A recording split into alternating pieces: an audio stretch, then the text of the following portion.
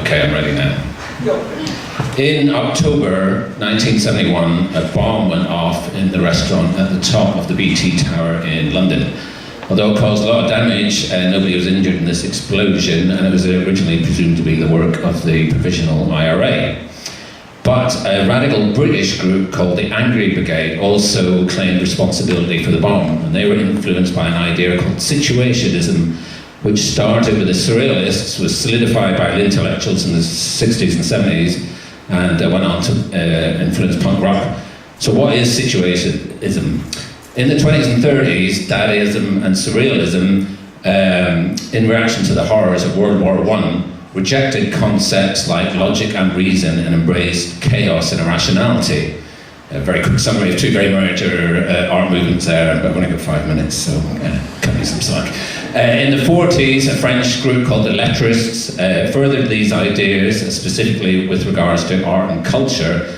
And in the 50s, some of their more radical members became active. Famously, one of them dressed up as a monk, infiltrated the televised High Easter Mass at Notre Dame Cathedral, stood at the altar and declared that God is dead. Twee more, it's French, I love it. Hey, right on. Anyway, these guys, radicals, splintered off, led by Guy Debord, splintered off to form the Situationists.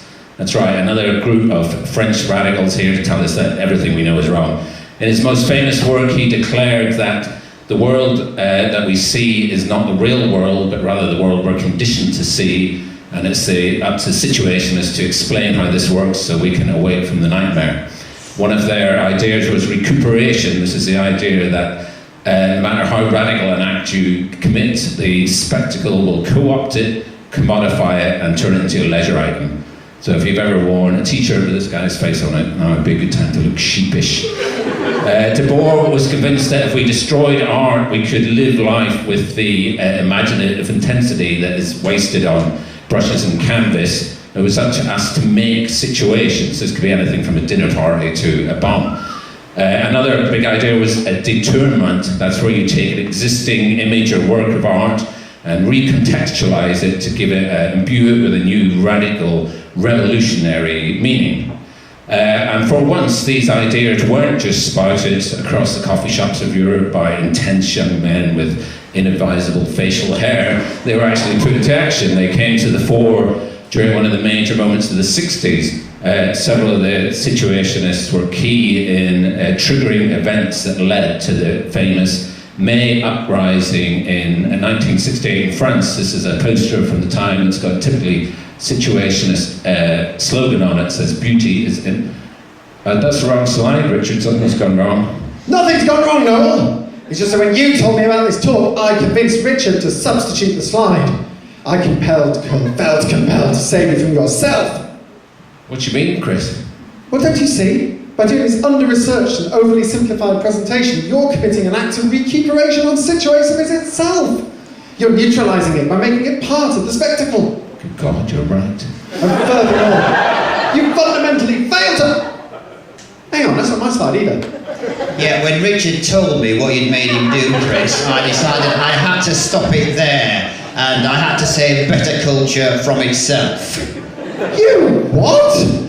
Yes, we had to have a massive, because Bettakultcha has become the spectacle. We need to destroy Bettakultcha so that it can emerge from the ashes as a better and stronger Bettakultcha. How do we do that?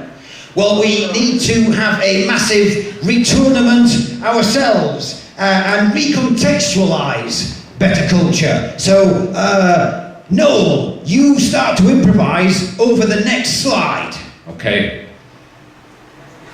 Although they all seem quite alternative, all the talks tonight have been secretly funded by the CIA, and they all contain hidden trigger words that, when combined, will subconsciously make you want to vote for UKIP. Okay, your turn, Chris. If any of the speakers seem nervous tonight, it's because Ivor has hacked their iCloud accounts and will be publishing embarrassing photos of them if they fail to put on a good show. Ivor? Well, I'm Darren Brown, and this whole event has been an illusion, and you're in a trance. And when you see the words go wild, you will wake up and want to rush out into the street and start a revolution.